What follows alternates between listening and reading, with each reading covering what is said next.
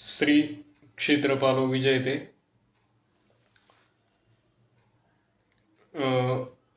अनेक घरामध्ये पती पत्नीमध्ये भांडणं होत असतात, वाद होतात, एकमेकाचं ऐकण्याची मनस्थिती नसते. अशा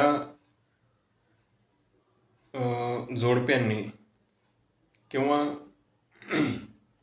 पती किंवा पत्नी दोघांपैकी कोणीही जर भगवंताच्या स्तोत्रामधला एक श्लोक आहे, त्या श्लोकाचा व्यवस्थित संकल्प घेऊन पाठ केला, सोमवारी वाळूच्या महादेवाची पिंड तयार करून त्याची पूजा केली, त्याला 11 बेल, 11 फुलं, 11 वातीचा दिवा,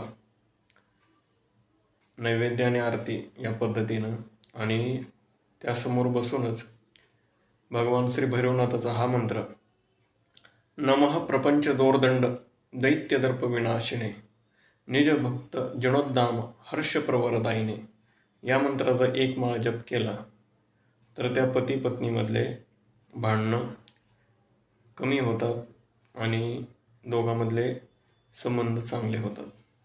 रामकृष्ण हरी.